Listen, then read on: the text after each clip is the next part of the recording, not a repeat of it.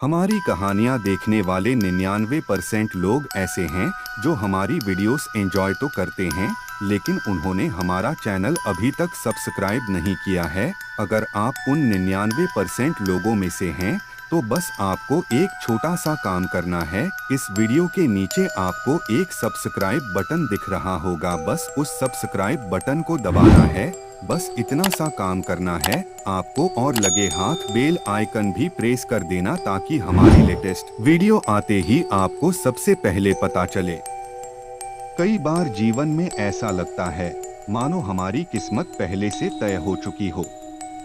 लोग कहते हैं जो होना है वही होगा, लेकिन क्या सच में ऐसा है? क्या हमारी किस्मत तारे, ग्रह और नक्षत्र तय करते हैं, या हमारी मेहनत और प्रयास इसका असली आधार है? एक सवाल जो सदियों से इंसान के मन में गूंज रहा है। क्या हम अपनी किस्मत बदल सकते हैं? इस सवाल के जवाब में महान ऋषियों, संतों और विद्वानों ने कहा है कि किस्मत केवल एक प्रारंभिक रेखा है, लेकिन इसे दिशा देने का काम हमारे कर्म करते हैं। नमस्कार दोस्तों, स्वागत है आपका अपने चैनल कहानियां वाइब्स पर। वीडियो अच्छी लगी तो लाइक जरूर करें। तो आइए बढ़ते हैं आज की इस कहानी की ओर। बहुत समय पहले एक गांव में धीरज नाम का किसान रहता था। वह ईमानदार और परिश्रमी था, लेकिन उसकी जिंदगी संघर्षों से भरी थी। हर दिन उसे नई परेशानियों का सामना करना पड़ता। उसकी फसलें सूख जाती, कर्ज बढ़ता जाता और घर में गरीबी का आलम था। धीरज अक्सर भगवान से प्रार्थना करता और पूछता, हे भगवान, मेरी किस्मत में क्या लिखा है? क्यों मेरे साथ ही ऐसा होता है? लेकिन उसे कभी कोई उत्तर नहीं मिलता। वह परेशान होकर सोचता, क्या मेरी किस्मत में सिर्फ ठोकर ही लिखी है? एक दिन गांव के एक बुजुर्ग ने उसे सलाह दी। जंगल के पार आर्षि वशिष्ठ नाम के एक महान संत रहते हैं। वे भाग्य और किस्मत का रहस्य जानते हैं। उनसे मिलो, शायद तुम्हें अपने सवालों का उत्तर मिल जाए। धीरज ने निश्चय किया कि वह आर्षि वशिष्ठ से मिलेगा। उसने अपनी पत्नी और बच्चों से विदा ली और जंगल की ओर चल पड़ा। रास्ता कठिन था, गहरे जंगल, तेज धूप और जंगली जानवरों का डर। लेकिन धीरज ने हार नहीं मानी। कई दिन की यात्रा के बाद धीरज आर्षि वशिष्ठ के आश्रम पहुंचा। वहां चारों ओर शांति थी। आर्षि वशिष्ठ ध्यान मग्न थे और उनके चारों ओर उनके शिष्य बैठे हुए थे। धीरज ने विनम्रता पूर्वक उनके सामने अपना सिर झुकाया और कहा, गुरुदेव, मैं एक गरीब किसान हूं। मेरी जिंदगी लगातार संघर्षों से भरी है। मैं जानना चाहता हूं मेरी किस्मत में क्या लिखा है। आर्षि वशिष्ठ ने अपनी आंखें खोली और कहा, धीरज, तुम्हारी किस्मत में क्या लिखा है, यह जानने के लिए तुम्हें खुद को परखना होगा। तुम्हें 4 परीक्षाओं से गुजरना होगा। हर परीक्षा तुम्हें एक सीख देगी और हर सीख तुम्हारी किस्मत के रहस्य को उजागर करेगी। हर परीक्षा के बाद मैं तुम्हें एक कहानी सुनाऊंगा जो तुम्हें आगे की राह दिखाएगी। धीरज ने सिर झुकाकर कहा, गुरुदेव, मैं हर परीक्षा के लिए तैयार हूँ। आर्षि वशिष्ठ मुस्कुराए और बोले, याद रखना, हर परीक्षा तुम्हारे धैर्य, त्याग, आत्मनिरीक्षण और कर्म की शक्ति को परखेगी। केवल वही व्यक्ति अपनी किस्मत को समझ सकता है जो इन गुणों को अपनाता है। पहली परीक्षा में आर्षि ने धीरज को एक बटुआ दिया जिसमें सोने के सिक्के थे। उन्होंने कहा, जंगल के पास गांव में जाओ और इस बटुए को उस व्यक्ति को दे दो जो इसकी सबसे ज्यादा जरूरतमंद हो। लेकिन ध्यान रखना, लालच तुम्हारा रास्ता ना बदले। धीरज ने सिर झुकाकर आज्ञा ली और गांव की ओर बढ़ गया। गांव पहुंचते ही उसने चारों ओर नजर दौड़ाई। सबसे पहले उसकी नजर एक अमीर व्यापारी पर पड़ी।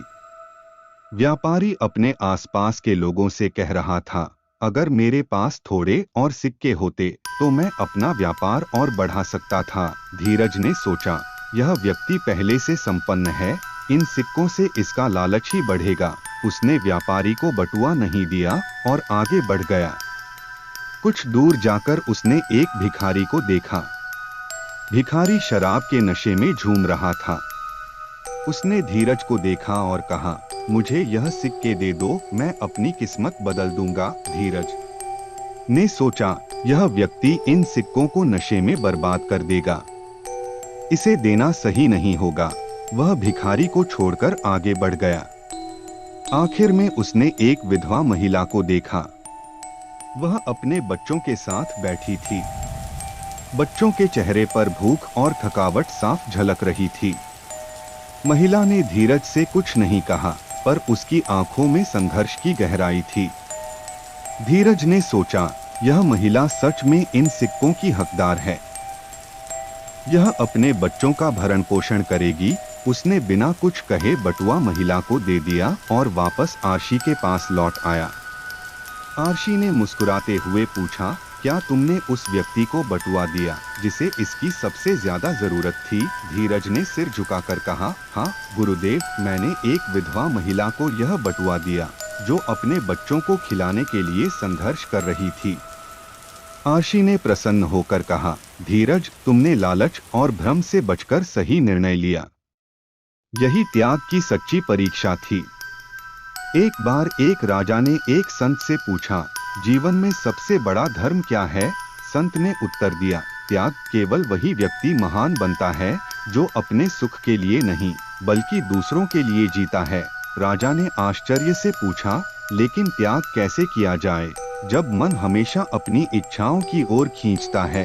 संत ने मुस्कुराते हुए कहा, त्याग वही है जहां स्वार्थ ना हो। जब तुम दूसरों की मदद करते हो तो तुम अपने कर्म सुधारते हो और अपनी किस्मत को खुद बेहतर बनाते हो। राजा ने संत की बात समझ ली और निर्णय किया कि वह अपनी संपत्ति का कुछ हिस्सा गरीबों और जरूरतमंदों के लिए त्याग करेगा। आरशी ने धीरज से कहा, त्याग की सच्चाई यह है कि यह न केवल दूसरों को बल्कि तुम्हें भी अंदर से मजबूत और आनंदित करता है। दूसरी परीक्षा में आरशी ने एक मिट्टी का घड़ा धीरज को देते हुए कहा, यह घड़ा नाजुक है, इसे लेकर पहाड़ की चोटी तक जाओ और इसे सुरक्षित वापस लाओ। ध्यान रखना, रास्ता कठिन होगा, लेकिन तुम्हें धैर्य और सावधानी से इसे संभालना होगा। धीरज ने सिर झुकाकर आदेश स्वीकार किया और घड़ा लेकर पहाड़ की ओर बढ़ा। रास्ता वास्तव में कठिन था। कांटों से भरे जंगल, तेज धूप और उबड़-खाबड़ रास्ते। कई बार ऐसा लगा कि घड़ा उसके हाथ से गिर जाएगा। तेज हवा के झोंके उसे बार बार असंतुलित कर देते, लेकिन धीरज ने खुद को शांत रखा। उसने अपनी गति धीमी कर ली, हर कदम सावधानी से रखा और अपनी सांसों को संयमित किया। घंटों की मेहनत और कठिनाई के बाद वह घड़े को सुरक्षित पहाड़ की चोटी तक ले गया। उसने थकान के बावजूद घड़े को टूटने नहीं दिया। जब वह वापस आरशी वशिष्ठ के पास पहुंचा तो आरशी मुस्कुराए और बोले, तुमने यह परीक्षा पास कर ली। अब मैं तुम्हें एक कहानी सुनाता हूँ। एक घने जंगल में सभी जानवरों ने मिलकर एक दौड़ का आयोजन किया। दौड़ में भाग लेने के लिए कछुआ और खरगोश को चुना गया। खरगोश अपनी तेज चाल के लिए प्रसिद्ध था और बहुत घमंडी भी था। उसने कछुए का मजाक उड़ाते हुए कहा, तुम मेरे सामने क्या दौड़ोगे? तुम्हारी धीमी चाल से तो मैं आराम से जीत जाऊंगा। दौड़ शुरू हुई। खरगोश ने अपनी तेज चाल से तुरंत बढ़त बना ली। थोड़ी ही देर में वह काफी आगे निकल गया। उसने पीछे मुड़कर देखा तो पाया कि कछुआ अभी बहुत पीछे था। उसने सोचा, यह कछुआ तो मुझसे कभी जीत ही नहीं सकता, क्यों न थोड़ा आराम कर लिया जाए। यह सोचकर वह एक पेड़ के नीचे बैठ गया और धीरे धीरे उसे नींद आ गई। दूसरी ओर कछुआ बिना रुके धीरे धीरे लेकिन लगातार चलता रहा। उसकी मेहनत और धैर्य ने उसे आगे बढ़ाया।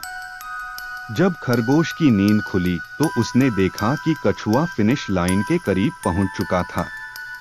उसने अपनी पूरी ताकत से दौड़ लगाई, लेकिन तब तक बहुत देर हो चुकी थी। कछुआ फिनिश लाइन पार कर चुका था और दौड़ जीत गया। आर्शी ने कहा, यह कहानी हमें सिखाती है कि जीवन में धैर्य और निरंतरता से हम किसी भी कठिनाई को पार कर सकते हैं। भाग्य उन्हीं का साथ देता है जो धैर्यपूर्वक अपने लक्ष्य की ओर बढ़ते हैं। तीसरी परीक्षा में आर्शी ने धीरज को समझाया, अब तुम्हें अपने अंदर झांकना होगा, अपनी असली समस्या का पता लगाने के लिए 1 सप्ताह ध्यान करो। केवल तब तुम समझ पाओगे कि तुम्हारी असफलताओं का कारण क्या है।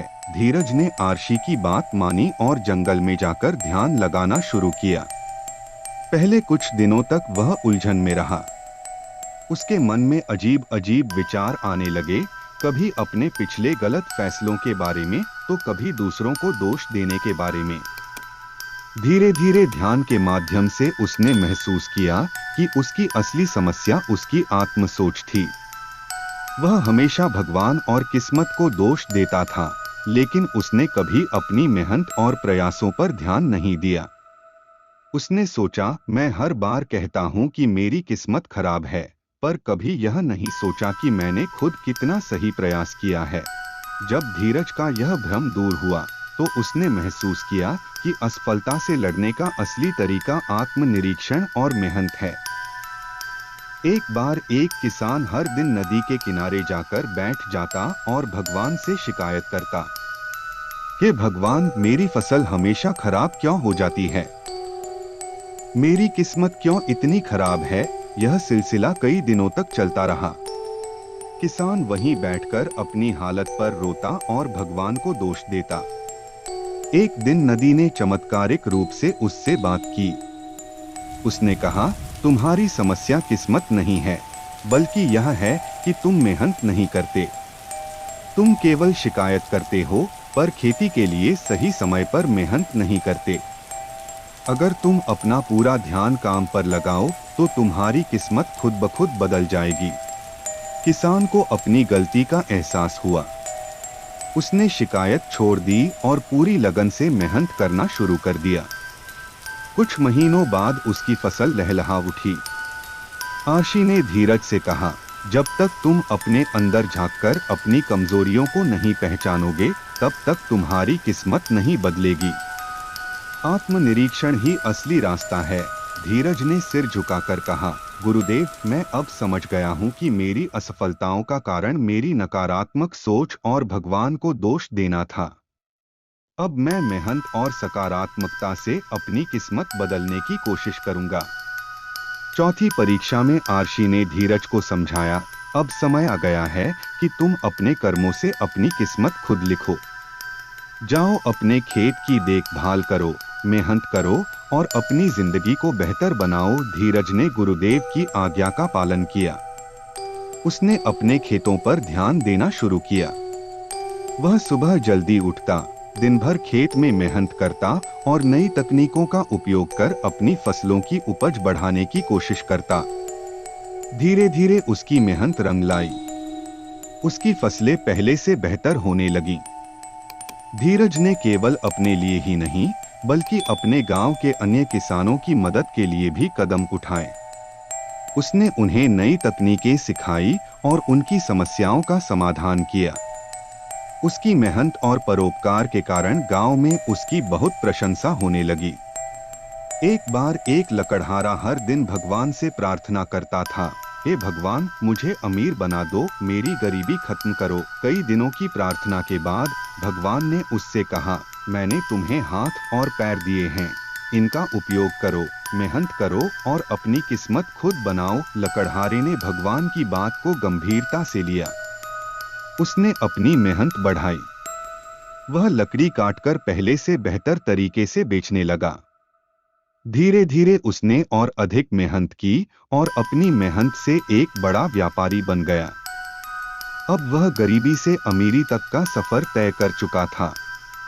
कुछ महीनों बाद आर्षि वशिष्ठ ने धीरज से पूछा, अब बताओ, तुम्हारी किस्मत में क्या लिखा है? धीरज ने विनम्रता से उत्तर दिया, गुरुदेव, मेरी किस्मत में वही लिखा है जो मैं अपने कर्मों से बनाता हूँ। भगवान ने मुझे मेहनत करने की शक्ति और अवसर दिया है। अब मुझे समझ आ गया है कि किस्मत हमारे हाथों में है। आरशी ने प्रसन्न होकर कहा, सही कहा। याद रखना, जो व्यक्ति धैर्य, त्याग, आत्मनिरीक्षण और कर्म करता है, वही अपनी किस्मत का निर्माता बनता है। भगवान ने हर व्यक्ति को मेहनत करने की शक्ति दी है। बस उसे सही दिशा में उपयोग करना ही सफलता का रहस्य है। धीरज ने सिर झुकाकर आरशी को धन्यवाद दिया और अपने जीवन को नई दिशा में आगे बढ़ाया। किस्मत हमारे कर्मों, धैर्य और सोच पर निर्भर करती है। अगर हम सही दिशा में मेहनत करें और दूसरों की मदद करें, तो हमारी किस्मत भी बदल सकती है। यदि हमारी कहानी आपको पसंद आए तो वीडियो को लाइक करना न भूलें। इसी तरह की मजेदार और रोचक कहानियों के लिए आज ही हमारे चैनल को सब्सक्राइब करें और बेल आइकॉन जरूर दबाएं, ताकि आपको नई कहानियों की सूचना सबसे पहले मिले। अपने सुझाव हमें कमेंट के माध्यम से जरूर बताएं।